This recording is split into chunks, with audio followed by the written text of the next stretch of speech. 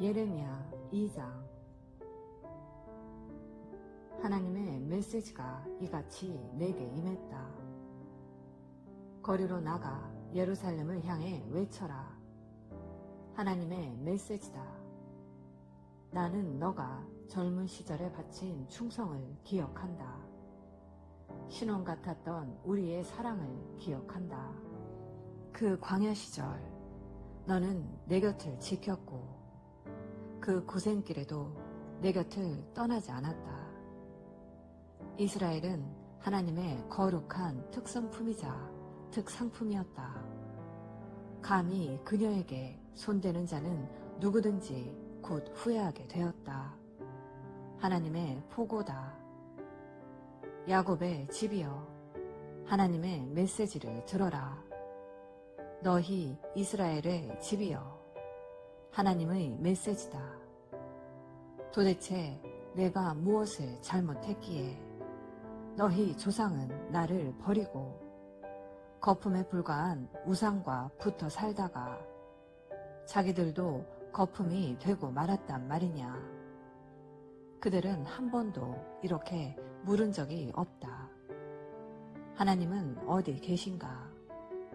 우리를 이집트에서 구해 주시고 그 메마른 사막과 죽음의 골짜기, 아무도 살아 나오지 못하는 땅, 사람이 살 수 없는 잔혹한 땅을 지나던 그 험악하고 다사다난했던 광야 세월 동안 한결같이 우리를 보살펴 주신 그 하나님은 나는 너희를 비옥한 땅으로 인도하여 싱싱한 과일을 따먹게 했다. 그런데 너희는 내 땅에 난입해 들어와서 그 땅을 더럽혔다. 내가 아끼는 땅을 쓰레기장으로 만들고 오염시켰다. 제사장이라는 자들은 하나님은 어디 계신가 하고 물을 생각도 하지 않았다. 종교 전문가라는 자들은 나에 대해서 아는 바가 전혀 없었다. 통치자들은 내게 도전했고 예언자들은 바알신을 전하면서 허망한 꿈과 우둔한 계획에 지나지 않는 우상을 쫓았다. 그래서 이제 내가 너희를 고발한다. 하나님의 포고다. 너희와 너희 자녀와 너희 자손들을 고발한다. 주위를 한번 둘러보아라. 이런 일을 본 적이 있느냐? 배를 타고 서쪽 섬들에 가 보아라. 게달 광야에도 가 보아라. 잘 살펴보아라. 이런 일이 전에도 있었더냐? 자기 신을, 신 발꿈치에도 닿지 못하는 것들과 바꾼 나라가 있는지 말이다. 그러나 나의 백성은 나의 영광을 허망한 꿈과 우둔한 계획에 지나지 않는 우상과 바꾸어 버렸다. 하늘아, 충격적인 이 일을 보아라. 믿을 수 없는 이 일을 보아라. 어떻게 이런 일이 있을 수 있느냐? 하나님의 포고다. 내 백성은 이중의 죄를 범했다. 그들은 나를 버렸다. 그들은 생수가 솟는 샘인 나를 버리고 대신 땅에 물 웅덩이를 팠다. 물이 새는 물 웅덩이, 하수구나 다를 바 없는 물 웅덩이를 팠다. 이스라엘은 지체 높은 가문에 태어난 귀한 종이 아니더냐. 그런데 어쩌다가 사자들이 으르렁거리며 서로 차지하려고 달려드는 한 점의 고기 신세가 되고 말았단 말인가. 이제 겨우 뼈다귀 몇 개만 남았구나. 마을들은 쑥대밭 폐허가 되었다. 멤피스와 다바네스에서 온 이집트 사람들이 너희 두개골을 박살내었다. 왜 이런 일이 일어났다고 생각하느냐? 이는 너가 하나님을 바른 길로 인도하려던 너의 하나님을 저버렸기 때문이 아니냐. 이제 와서 이집트로 도망간다 한들 무엇을 얻을 수 있겠느냐. 시원한 나일 강물 한 잔 정도일 것이다. 아시리아로 도망간다 한들 무엇을 얻을 수 있겠느냐. 청량한 유프라테스강 물 한 잔 정도일 것이다. 너는 악행의 대가로 실컷 두들겨 맞을 것이다. 불충의 값을 톡톡히 치를 것이다. 너가 무슨 짓을 했는지, 그 쓰디쓴 결말이 무엇인지 똑똑히 보아라. 어떠냐? 너희 하나님을 저버린 것이 잘한 일 같으냐? 만군의 주 하나님의 포고다. 너는 오래전에 고삐를 풀고 뛰쳐나갔다. 굴레를 다 벗어던져 버렸다. 더 이상 섬기지 않을 테다 말하고 떠나서는 음란한 종교 산당을 만날 때마다 한 곳도 그냥 지나치지 않고 들어가 싸구려 창녀처럼 몸을 팔았다. 너는 내가 최고의 종자를 구해다 심은 최고급 포도나무였다. 그런데 지금 너의 모습이 어떤지 보아라. 엉망으로 자라 삐뚤어진 너의 모습. 도저히 포도나무로 봐줄 수 없는 꼴이다. 초강력 세제로 빨아 보아라. 생살이 벗겨지도록 북북 문질러 씻어 보아라. 그래도 너의 죄의 때는 빠지지 않을 것이다. 너를 쳐다보는 일조차 내게는 고역이다. 주 하나님의 포고다. 감히 너가 나는 죄로 내 자신을 더럽힌 적이 없습니다. 음란한 신 바알들을 찾아다닌 적이 없습니다. 라고 말하느냐. 너가 골짜기에 남긴 자국을 보아라. 사막 모래 위의 흔적은 어떻게 설명하겠느냐. 발정나 이리 뛰고 저리 뛴 낙타 자국. 몸이 달아 헐떡거리며 돌아다니던 들나귀 자국 말이다. 세욕이 발동해 이리저리 날뛰는 짐승은 누구도 말릴 수 없다. 진정하여라. 제발 숨 좀 돌려라. 뭐가 그리 급하냐.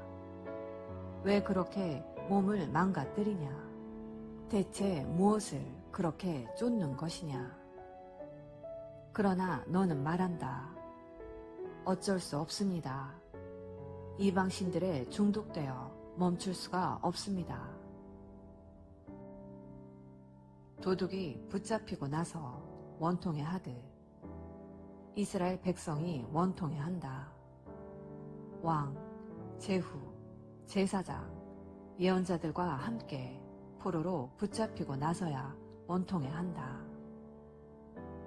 그들은 나무에다 대고 나의 아버지 하고 돌을 집어 들고서는 나의 어머니, 나를 낳아주신 어머니 한다.